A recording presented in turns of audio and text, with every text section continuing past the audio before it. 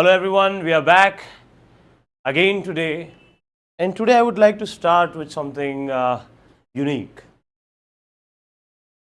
which is obviously extremely related with our class today and what we are going to learn about. But I want to set a precursor today, a line that is going to be a precursor to the rest of our lecture. Before we get too deep into it, what do you mean by precursor? Precursor basically means a shade of a hint of the coming future. That is not its technical meaning, but that's how you can associate with the word. I don't know why today, as we are going to discuss about remembering words, and we are going to discuss a plethora of techniques which will enable us to remember the words for long term and perhaps permanently. I am constantly being reminded of a particular poet called Faiz Ahmad Faiz, a highly esteemed poet in both Hindi and Urdu literature. And he wrote incredibly about the feeling of longing, about the feeling of remembering. And one particular prose of his that is incessantly hitting me is कर रहा था गमे जहां का हिसाब आज तुम याद बेहिसाब आए. Now this is going to be our theme for today. कर रहा था गमे जहां का हिसाब आज तुम याद बेहिसाब आए. We remember pain vividly. We remember great moments vividly. We remember exhilaration vividly. We remember despondency vividly. Anything that is extreme, we remember it vividly. That's how it happens. But then so is not the case with words. How often do you come across a set of words enchanting, a set of words which are alluring, which beguile you to the jot, and it enthralls you, and then you start using it, but then you just forget them? How often does that happen with you? It has happened so often with me. But perhaps there have been certain hacks that I have employed, which have to a handsome degree enabled me to remember those words. Even if I forget them, I still remember them. Akin to a famous prose of another famous Urdu poet, Farooq Gorakhpuri. मुद्दत हुई उसकी याद भी आई न हमें पर यूं भी नहीं कि भूल गए हों. मुद्दत हुई उसकी याद भी आई न हमें पर यूं भी नहीं कि भूल गए हों. Something like that. You don't have to constantly cram a word to remember it. It should become a part of you. It should, or it must rather, become an extension of your communication, or become an extension of you, enabling you to recall it whenever you desire to do so, so that you don't become a handicap. Often have we come across times when we had forgotten the words which we put in a lot of effort to cram. Therefore, one thing we can establish today is cramming only goes so far. But when you really learn a word through the ways that we are going to discuss, you may remember them forever. Let's dive deep into it.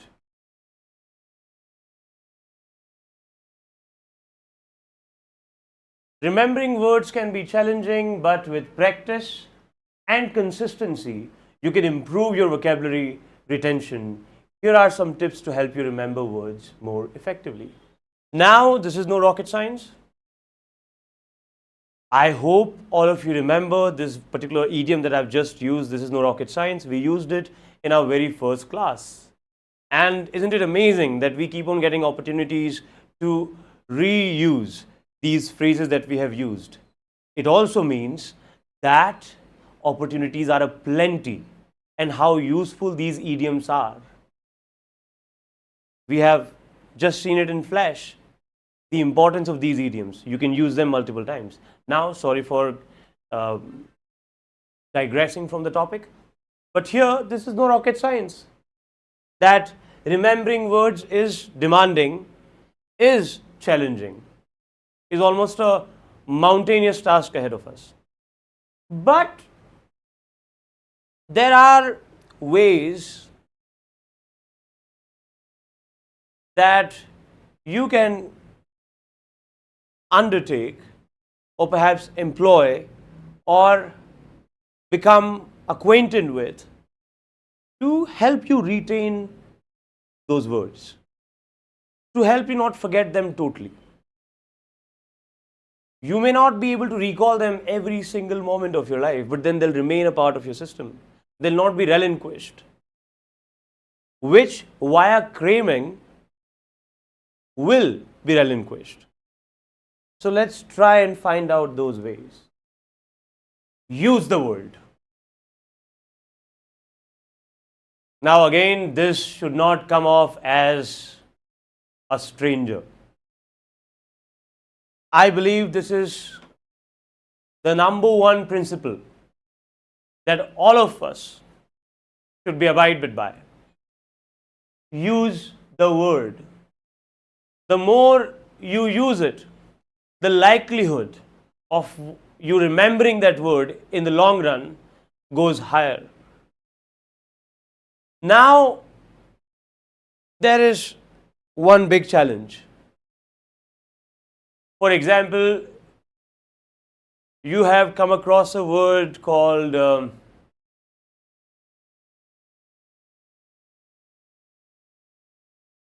enchanting.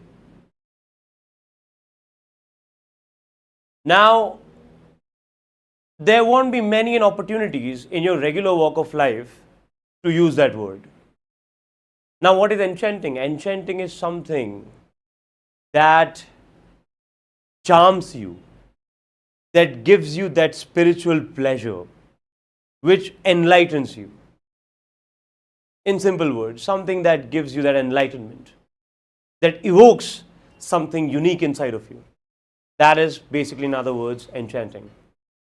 Now, that is one word which in your regular walk of life, you may not find many opportunities to use. Then how will you employ this particular tactic?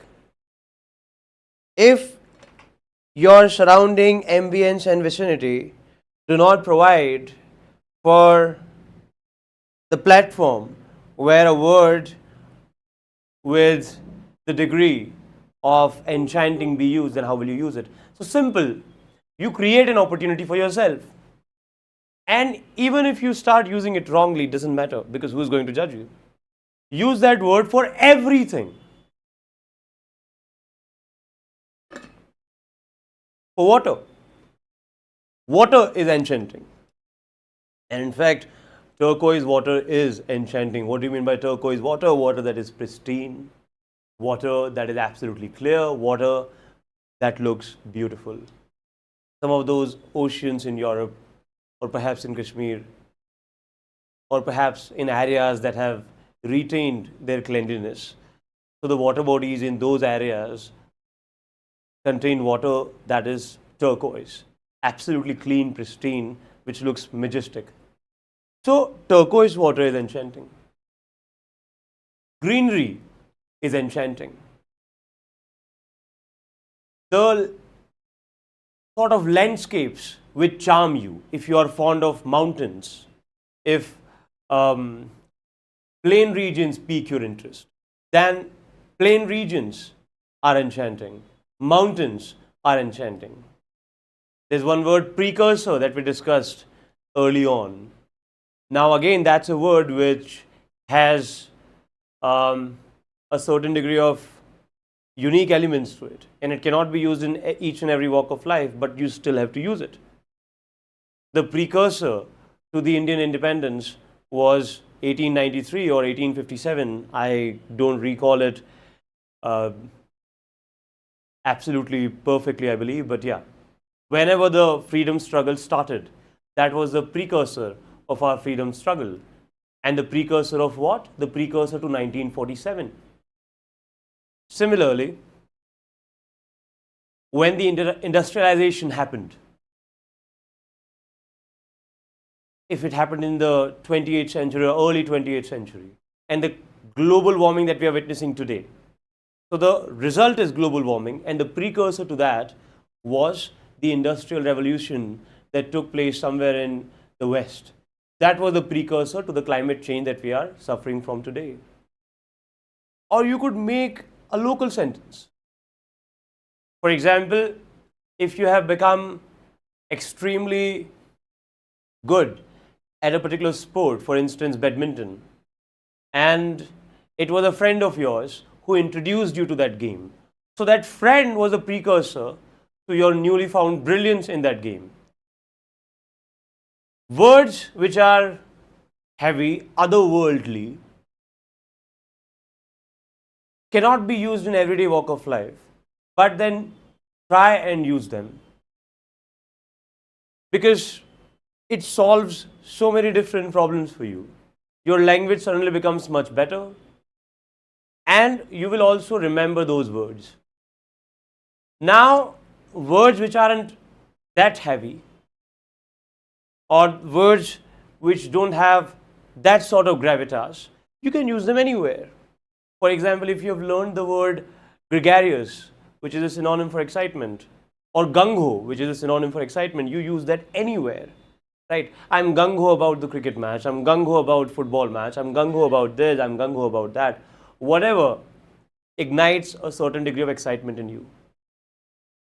The crux of this step is regular, incessant, perpetual use of the word that you have learned.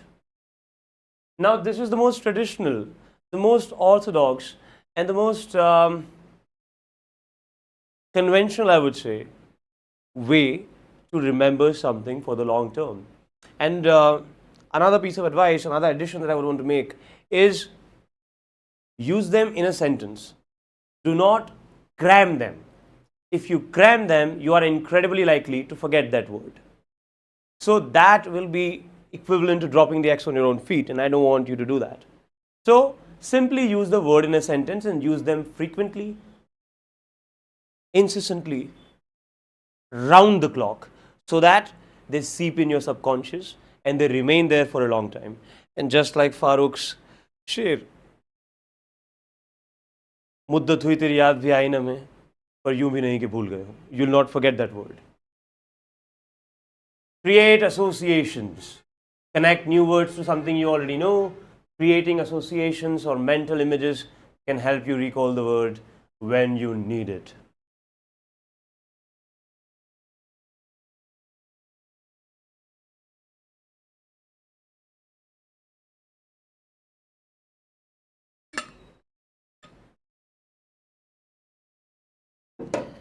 Associations. I have got one hack which does the job. When I come across a word, I start associating that word with a friend of mine. That is my first instinct. Those who have just joined us, today we are trying to learn variety of ways in order to remember the words that we come by, we confront, we hear, and we read. And this is the second step that we have come at, which is creating associations. We have just finished our first one, which was to use the words, which basically means regular use of the word that we have learned. This is our second one, which is creating associations. The one hack that I tend to employ frequently is whenever I read a word and the word is an alien to me, I try and relate that word with a friend of mine. For example, if the word is capricious.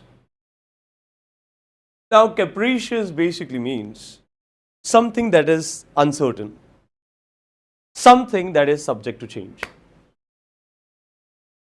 something that can change and is not absolutely certain to remain the way it is. Now, if hypothetically speaking, if I have a friend Mohit who is always terribly unsure of his commitments, his dreams, ambitions, tasks, then the moment I understand the meaning of the word capricious, I'll think of Mohit and I'll make a strong association between the word and Mohit. So each time I think of Mohit, I'm going to think of the word capricious. And the process does not end there. You know, there are layers to it. There are layers to it in the process. The first layer is I have created a symbiotic relationship between that word and a friend of mine. Now I know Mohit is capricious.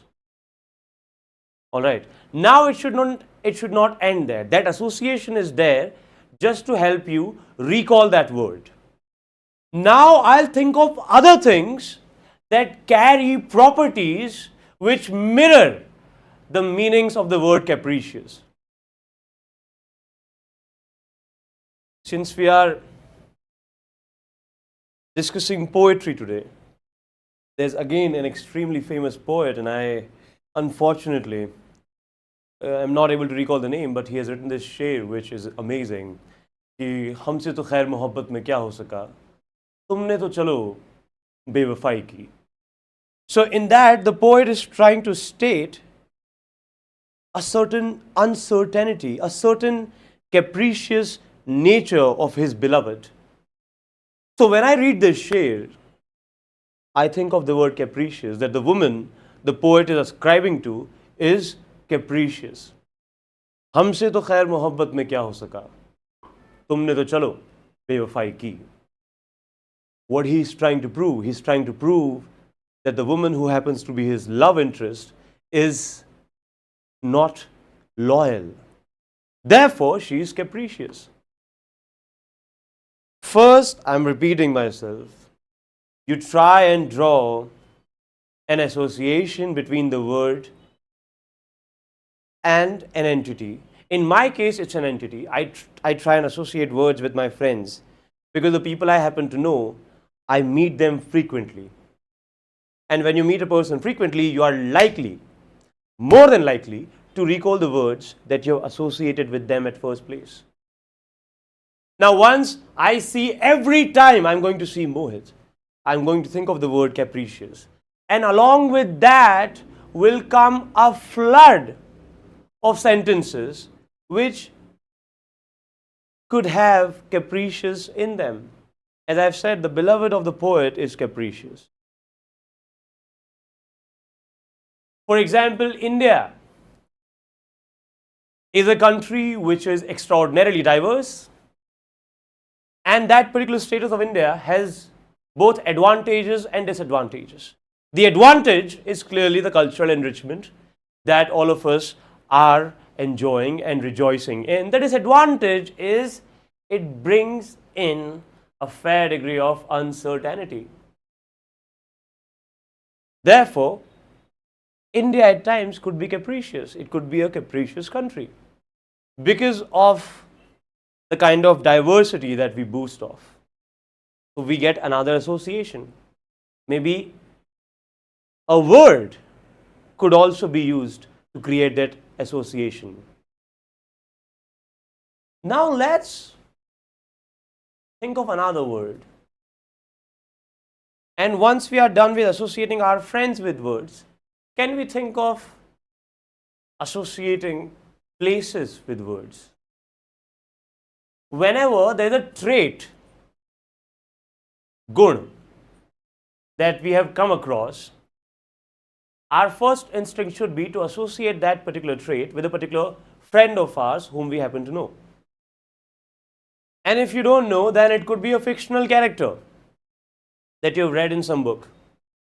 In my case, because I am into reading poetry, so I could think of that beloved whom the poet was in love with and whom the poet tried to tarnish the image of in his poetry.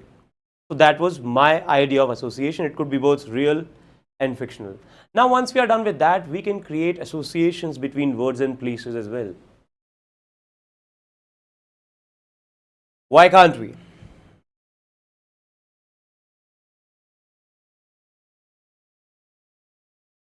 If there is a word called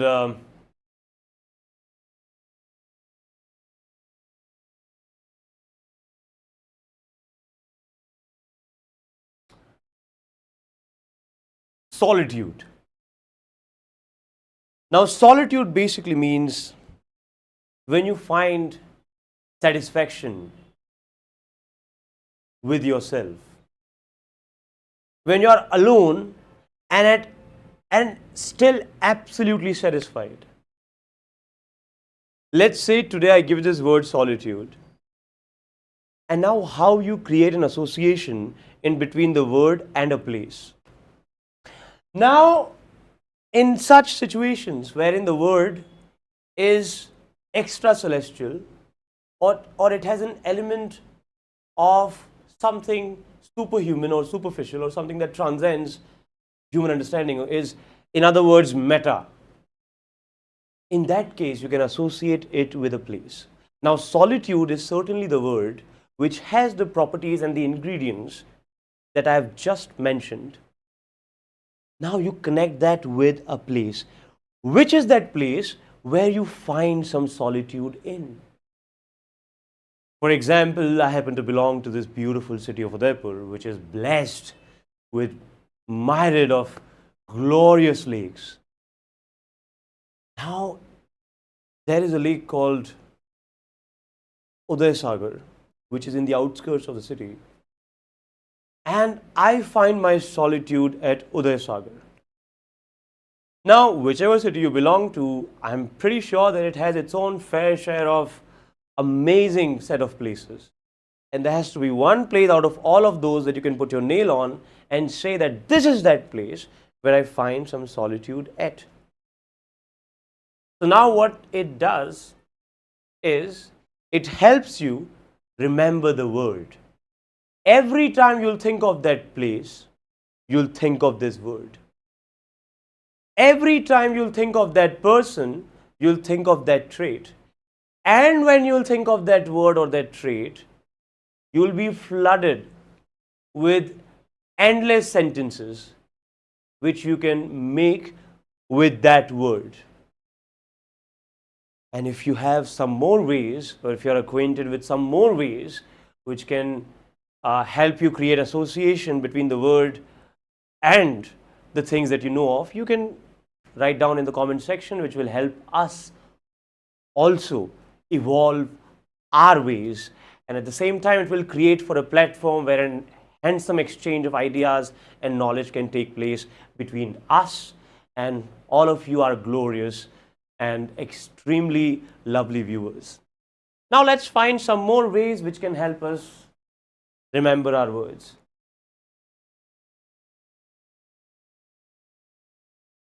Use mnemonic devices.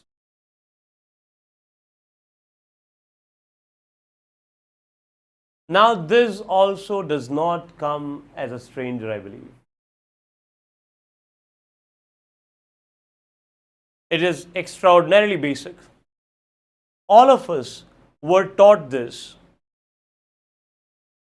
in our extremely primary phase of education. When you learn alphabets, A for apple, B for boy. Why does that? Why is there this desperate need to pronounce A for B for this? Have you ever thought about it? Why did we, or why were we asked by our respective teachers at the time when we were studying in play school, nursery, why was there this desperate attempt at the end of the teacher to prompt us to repeatedly enchant A for, B for, C for? Have you ever thought about it? Did you ever give good enough thought to it? It is quite a curious case, isn't it? They did that not because they wanted you to shout on the top of your lungs, not because they wanted to hear your pleasant voices. And to be frank, our voices are shrill when we are kids. And that is an unpleasant sound to hear, almost jarring. So why were our teachers so hell-bent on making us enchant A for, B for again and again? That is because every time we come across this letter A, we think of apple. Every time we come across this letter B, we think of boy. Every time we come across this letter C, we think of cat. And we think of these images. And with the images, we're able to remember these words, apple, boy, cat. Interestingly, we remember these words till today.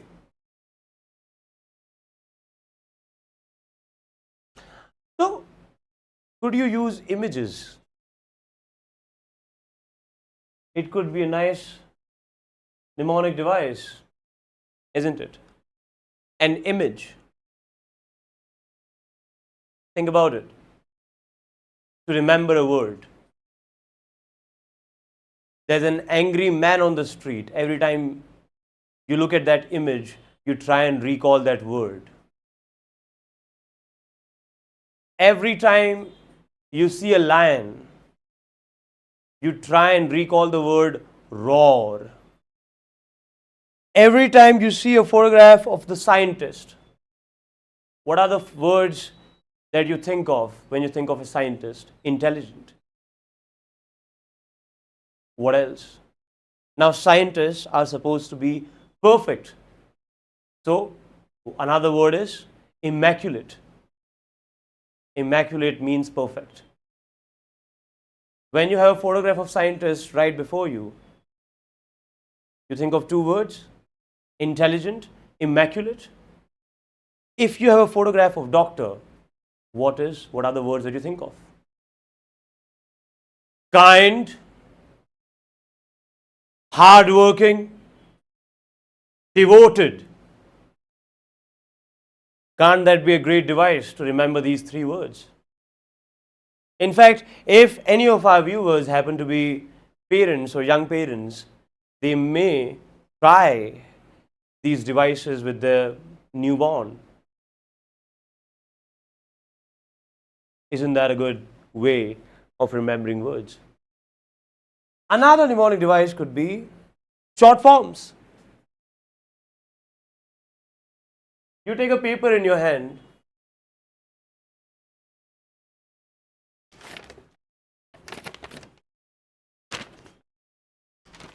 you can just take a paper and write short forms on the paper.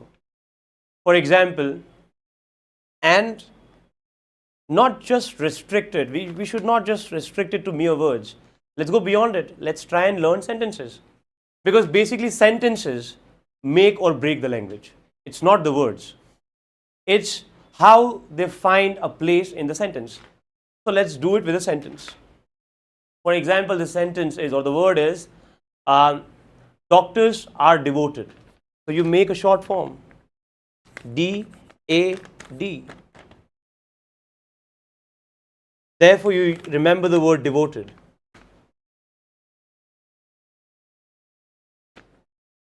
Police, a cop, has to be diligent. Cop has to be, and then D. CHTBD. You come up with an acronym with a short form, and what it becomes? Cop has to be diligent. And now who else has to be diligent? Mothers, when they are looking after their children, they have to be extremely diligent. Let's make one more.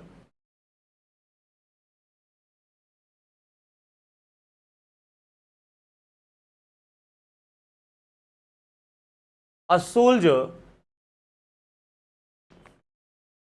is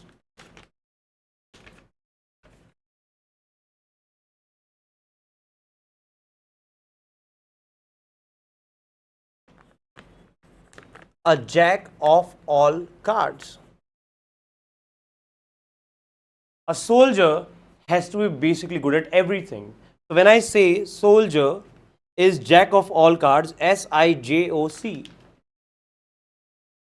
Now, who all are jack of all cards? Is there anybody in your vicinity at a hand's distance happens to be a jack of all cards? Then you name that person. Once every 5 minutes you could do this. You could do this at your workplace, in school, in college. Just take this paper, read these short forms, recall their full forms, and try and use them with different subjects. This also could be an extremely effective mnemonic device for you to help remember those words. Songs and rhymes could be other one. Although I am not a great proponent of taking this particular song route to remember words, but there have been studies which culminated that songs definitely have helped people remember the words. For example, if you listen to the songs of Nancy and Frank Sinatra, or the songs of Beatles, they had lyrics which had words which could be employed in our day-to-day life, and they can help us up the levels of our language and make our language sound even more pleasant, glamorous, and engaging. So this is also not an extraordinarily bad idea, although I personally don't adhere to that. But there have been results which have come when candidates have tried using this particular device of listening to songs. And some of the suggestions from my end would be listening to Beatles. The songs of Beatles are clear, they are clearly worded. You won't be confused or flummoxed because there isn't a very throbbing music being played in the background. The music is effortless, cathartic, so it helps you listen to the words carefully. So Beatles is one band that you could definitely resort to when it comes to listening song, and it will definitely help you. Queens is another one. Nancy, Frank Sinatra is one singer that one of the best, one of the greatest singers of all time with precocious talent. So his songs could be listened time and again, and because what happens is when you're listening to these songs, you develop a propensity for these songs, and once you develop that propensity, that fondness, you would want to listen to these songs time and again. Therefore, the likelihood for you to remember these words increases by multifolds. So that is another activity or device that you could employ and facilitate yourself, equip yourself with more arsenal to remember words. Let's see another one. Practice with flashcards. Now, we just discussed this. If you have been preparing for any exam be it medical, engineering, or a civil servant exam, then you would be acquainted with this idea of making flashcards. You could make these, you could just tear a piece of paper, I'll show it to you.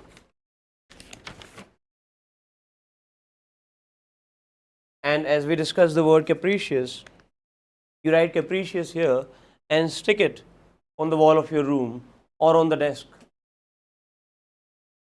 And stick it there for a couple of days so that it is at a one hand's distance, and every time you're tom peeping around you, you will end up tom peeping at that flashcard, and that word will hit you and you'll end up making a sentence out of it.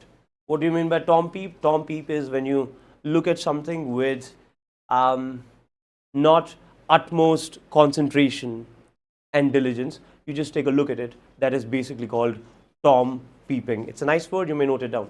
So you can just make these notes on these flashcards, stick it anywhere at your workplace, in your room, on your car, and every time you're tom peeping, this word will strike you.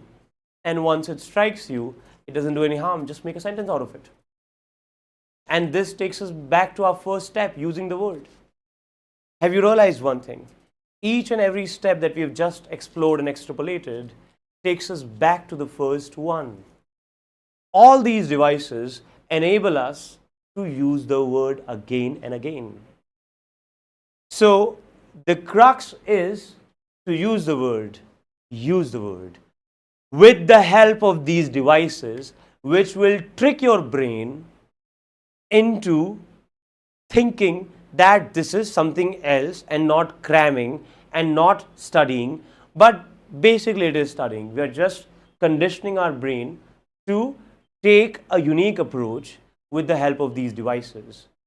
It is all about using the word time and again, and you can find your own ways, can't you? Oh dear. Now the most orthodox, the most puritanical, the most traditional, the most old school, the most fictitious, the most, the one that reaps you the most amount of dividends is this right behind me. This is the golden goose. But the catch here is, it is the most difficult one. And it's only for those who are ready to bite the bullet. One idiom that we use in our first class, see how, will be confronted by opportunities to use those idioms. Again, sorry for digressing. Read extensively. Now, this is the most important out of all of which that we have learned or that we have just tried learning. When you read extensively, on every single page, you'll come across at least 10-15 words that you have never heard of. And the more interesting part is, it gives you a context, because right under your nose, there is a story in which that word has found a place. There is an essay in which the word has found the place. So there's already that association to climb onto.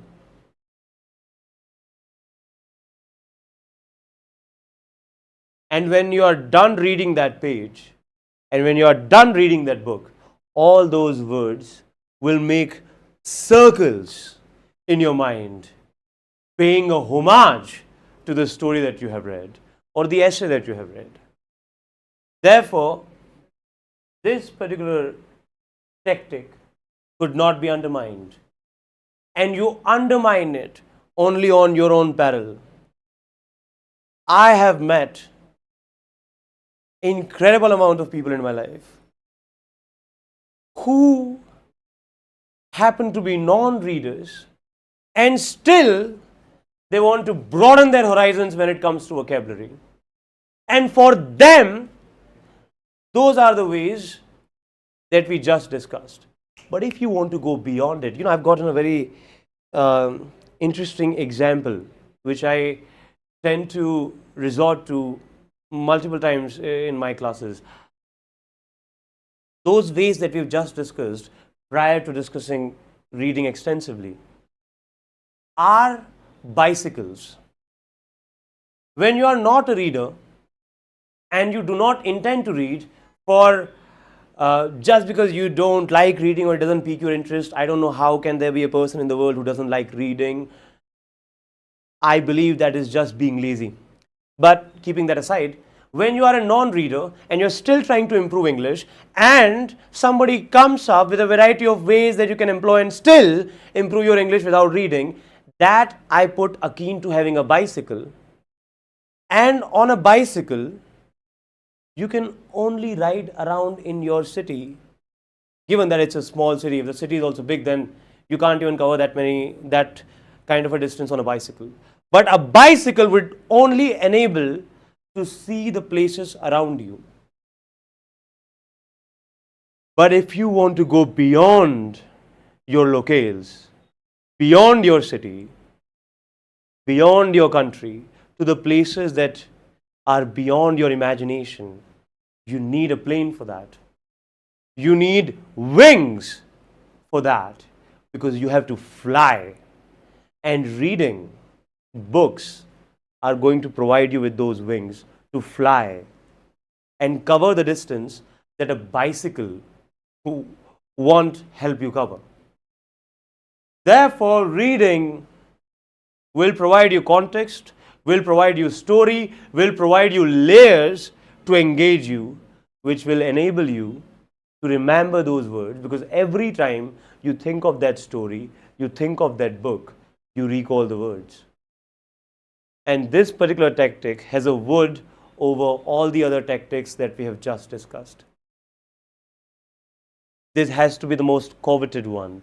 I urge all the viewers who are watching this today and all the viewers who will watch it someday, or all the viewers who will hear the same thing from somebody else, whenever you come across an advice which is like this, or an advice of the similar nature, enact upon it right away, because there is no substitute to reading. Now, let's go ahead. Keep a vocabulary journal. Again, that is not a rocket science. Again, we found an opportunity to use an idiom. And again, sorry for digressing from the topic. You can keep a dictionary with you. In other words, what is the other word for dictionary? Lexicon. Have you ever heard of it? If you haven't, write it down. Engage in word games. One word that I happen to play is memory game. That's one word game which will indefinitely help you remember the words. Now, how do you play it? For example, we are a group of 4 or 5 people and we are sitting in a semicircle or a circle. Then we just have to pick a subject. Let's say the theme is fruits.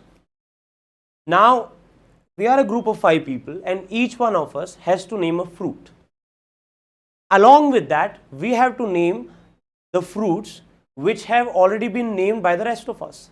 For example, if I am starting it and I start from mango, then the person sitting beside me, he has to name a fruit on his own, and before that, he has to name my fruit also. So now he has to say mango, apple. Now another person who sits beside him has to name the 2 fruits that have been named before him. So he'll go mango, apple, pineapple. Now another one, mango, apple, pineapple, orange. So on and so forth it continues. And you can change the theme. Let's say you talk about the words that Shakespeare has coined. If you really want to increase the difficulty level of the game, let's take Shakespeare into account and the words that he has coined, or the phrases that he has coined. Interestingly, I think you would be really surprised